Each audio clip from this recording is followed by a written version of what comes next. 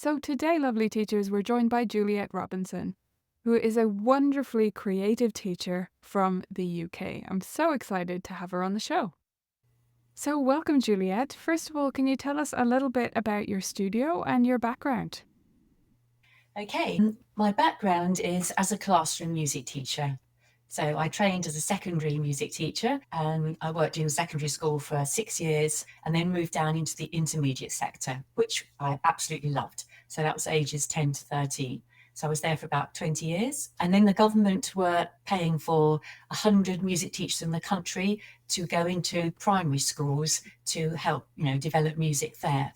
So to do that, you had to get the advanced skill teacher qualification. So I did that and I worked in quite a few primary schools in West Sussex as an outreach, sort of going in one day a week, supporting either music teacher or demonstration lessons to the class teachers, a whole variety of different things, which was really exciting. And it just gave me the opportunity to see what the younger children could do. I was really amazed. And then I had the opportunity to actually work in primary schools. So just going in one day a week and doing the music right across the school, which was fabulous. So that was teaching reception up to year 6. So that was the last job that I had in schools. And then when I retired, I thought, I want to carry on with my music teaching. So what can I do? Let's do some piano teaching. I'd known this all along, but I thought, oh, piano teaching, how boring after teaching classes. And then I went to the Music Education Expo and I'd always attended the classroom music teacher sessions. But as I thought, well, I'm going to be doing this piano teaching business, so let's attend some piano teaching sessions. And yours was one of the first sessions I attended. And it just opened my eyes to how different piano teaching was developing into. It was very much teaching the children to be musicians rather than just pianists. And it was sounded really exciting. So I went along to some other sessions. So I did Samantha Coates' session, Paul Myatt's session. I thought, oh, this is going to be great. This is just what the sort of thing I would want to do. So I was really excited to start my studio, which I did 5 years ago. I started off with all beginners. I just had 2 transfer students, but they were all beginners basically. And I just absolutely love it. So I try and cover everything: singing, percussion work. I've got lots of percussion instruments. And then you can use body percussion. I do quite a bit, as well as obviously piano. But then you can do improvisation. And that was some absolute non-starter when I was learning the piano. We just definitely didn't do that sort of thing. And then your composing projects, I've used those, transposing challenges. It's great. There's so many different things you can do, and hopefully making it fun for the children as well. So that's what Wow, I'm doing now. I absolutely love it. wow, that's amazing. I didn't realize you weren't actually teaching yet when you came to the expo that year. I was, what, 2018, 19? Something like that, somewhere around there. Yes, because I started September 2019 actually teaching. So I did an EPTA summer school that summer because I thought I just want to try and find out as much as possible about this new way of teaching the piano. So that was really good as well. So we were doing Orff work, Kadai, all sorts of things. Brilliant. Amazing.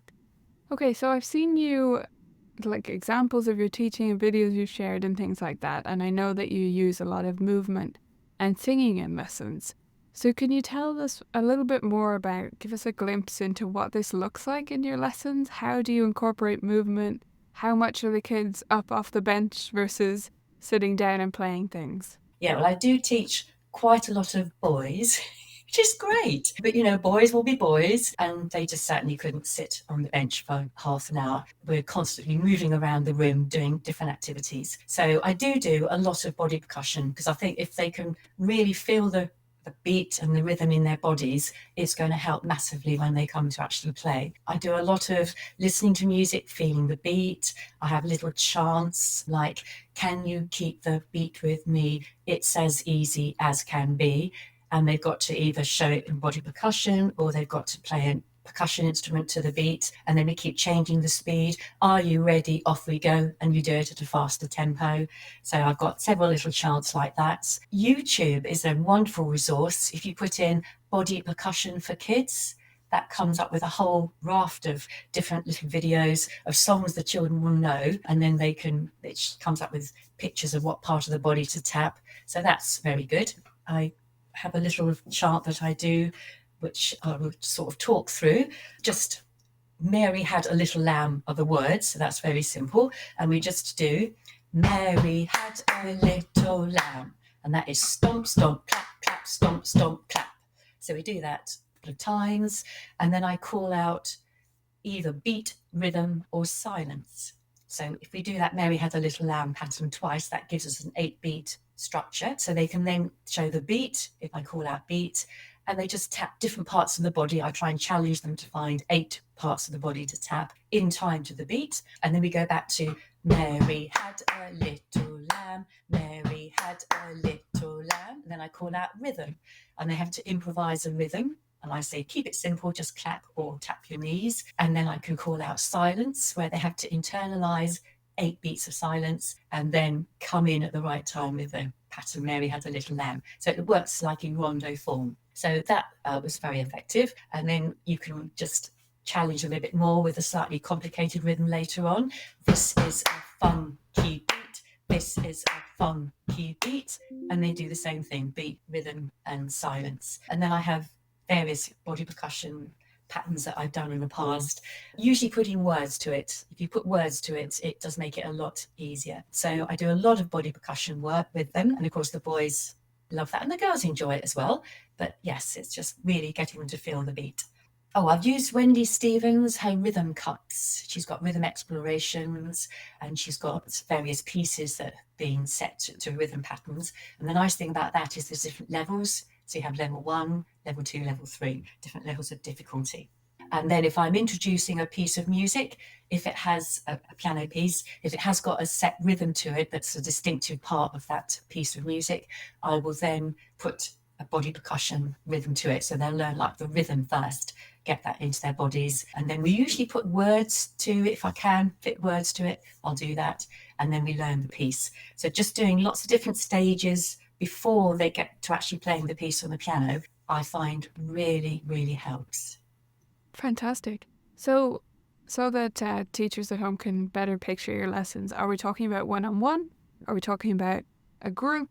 What kind of format are your lessons in? Okay, so most of my lessons are individuals, but I have some buddy lessons using the same structure as you. See them on their own, have them together, and then one goes and the other stays. So I've got a couple of buddy lessons, and then I do group workshops. I was very keen when I started my studio that they would be a chance for them to have musical sessions together. So sharing music, not just having it as an isolated activity, which it always was for me. The times I really remember enjoying my music was when I was playing with others. So I was playing in the school orchestra, played in the swing band, and that's when I really loved my music, just sharing it and being part of a group. So I was very keen for them to be involved with others. So every half term, I put them into a group, and it can be different combinations. I try and get it so it's the same age, but certainly not the same level. Doesn't have to be the same ability, but same age works quite well. We do lots of rhythm activities in those workshops,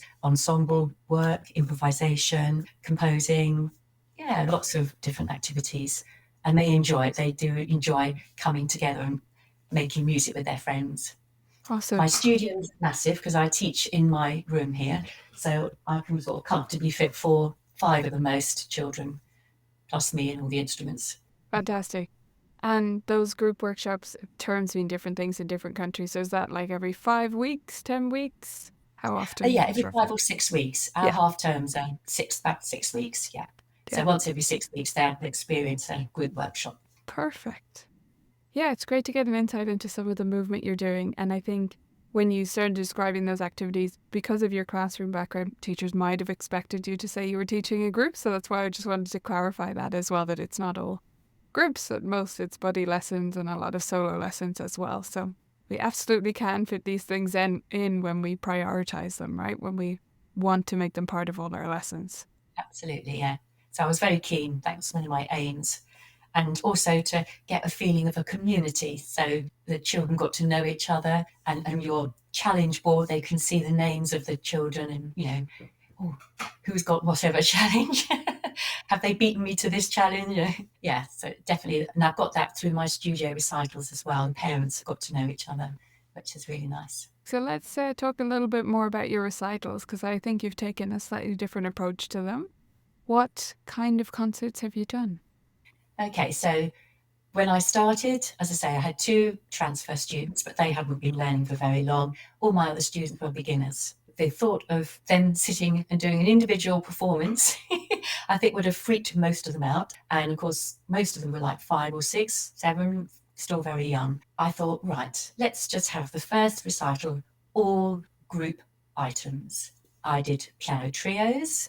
I did lots of arrangements of pieces where they could do their own part at their level. Having taught in classroom music teachers do become quite good at differentiation because you just have to do that. You know, you could have a child in your class that's got grade 5 clarinet, another child who's still struggling to feel the beat, and everyone in between, all the different levels in between. So really, differentiation is something that I've been used to doing. And it's nice really for the younger children to play in a piece where you've got the older children doing more advanced parts.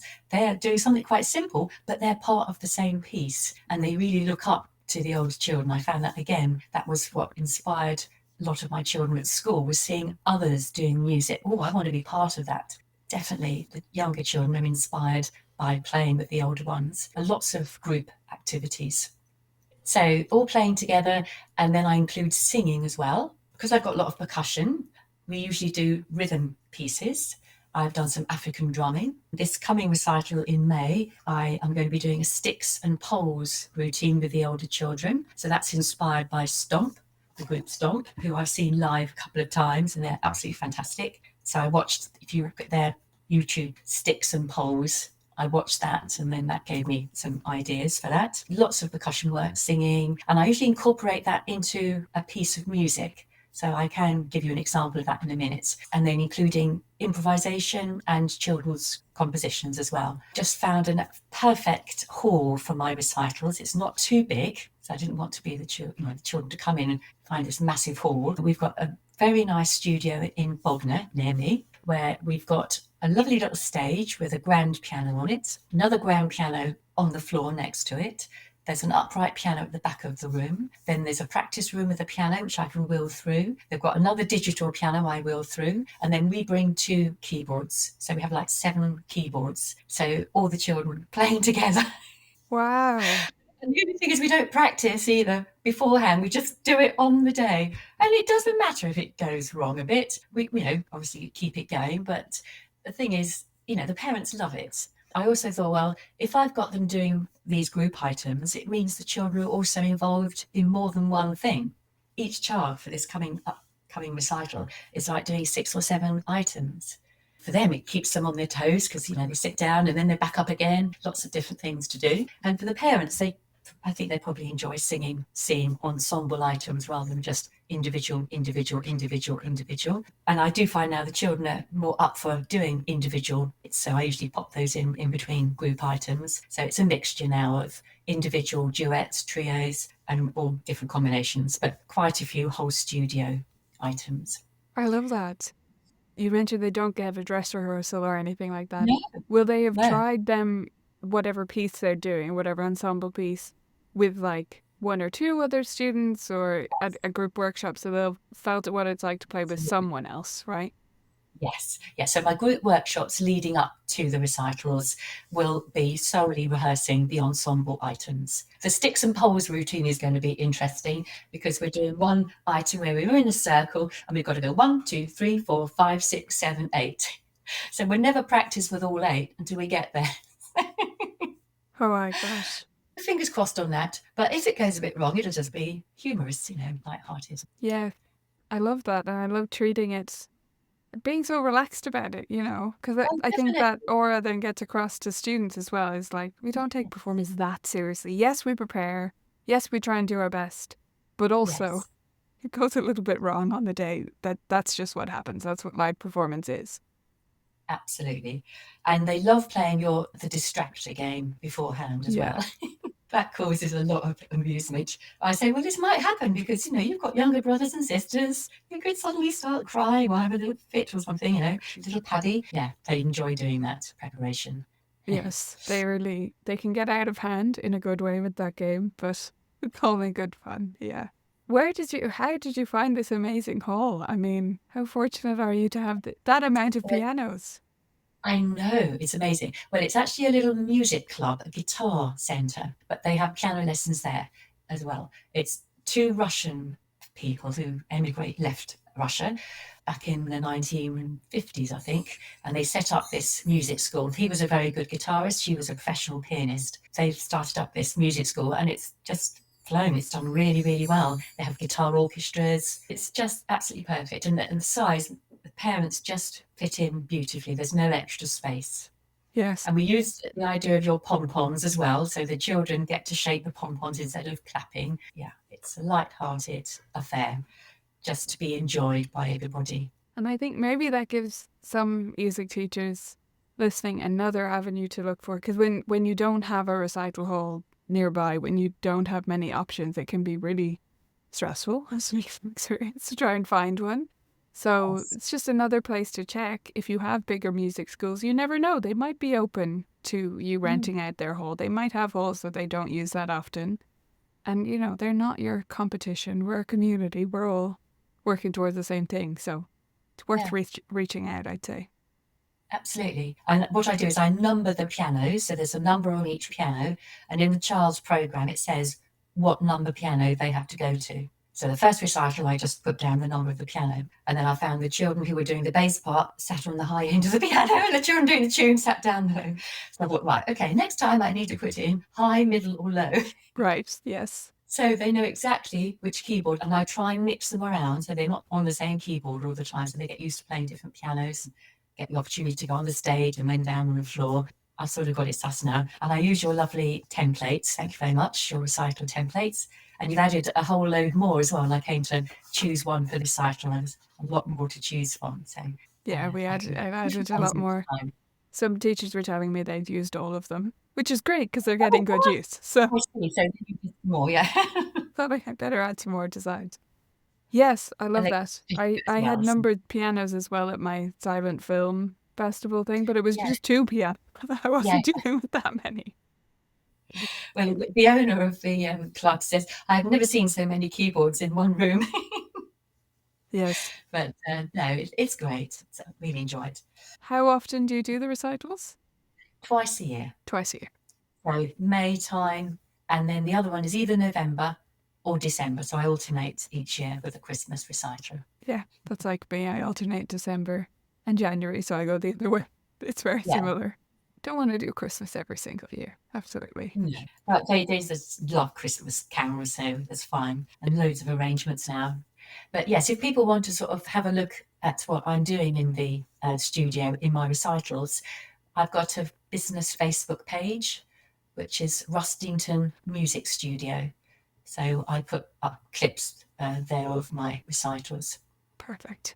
Yeah, I think I'd love to have a look at those. So, on another note, Juliet, you seem to stay quite active in online teaching groups and show up with a lot of enthusiasm, as you have today, which is fantastic. How do you find, how do you keep a good balance between being active and participating and learning about new things you might want to try and keeping going with things you're already doing well and keeping a balance with the rest of your life? Well, I've always described myself as a magpie. I love finding out new things. I'm one of these people that never like to do really the same thing twice. So in my concerts, I wouldn't repeat pieces that I've done even a few years ago. I just always like to find new things, new ideas. And I've been like that for the whole of my teaching career, basically. So I just carried on. And during the pandemic, that was just a fantastic opportunity to explore on the internet all these teaching groups that were coming up. And because finances weren't an issue, I was able to sign up to various groups. I just loved it. And part of it is the community aspect, mixing, socializing with other piano teachers. And now with the power of the internet, it's all over the world. It's not just people in this country, like with yourself, your vibrant music teaching community, a lot of Americans with piano teaching success that's based in Australia. There's people all over the place, and it's just really lovely talking to them, sharing ideas. Curious piano teachers, that's more of an English based community. but equally excellent on getting together, organisers having Zoom sessions and just giving opportunities to meet up with people, really good, and loads of ideas. I sort of write down things. I've got a thick book, which I'm coming to the last page of, where I make notes on what I've seen and learnt. And then during the holidays, I'll just sort of skim through this book and think, oh, yes, I remember doing that. I haven't used that for a while. I try and do your J dot, just do one thing. But it doesn't always work. I usually try and do a few more. But then that's the way I am. I just love introducing new ideas, keeping it fresh for me. I think that's important as well as a piano teacher, that you're not just doing the same thing. I know one teacher said, I've been teaching 10 years. And another teacher said to them very bluntly, no, you haven't. You've just taught 1 year 10 times. So hopefully I'd never be accused of doing that. Right.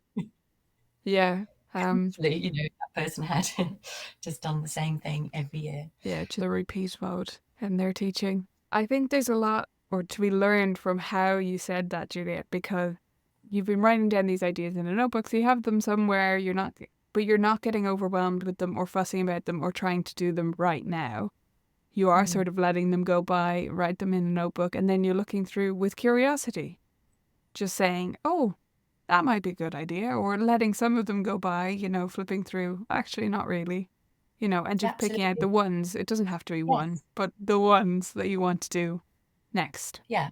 And I've put little stars at the top of the page, depending on value that page has got, how useful it would be in my lessons. Interesting, a rating system. Love that. Well, this has been fantastic, and I love that you are happy to share with the community. So thank you so much for coming on the show. That's a pleasure. Nice to chat.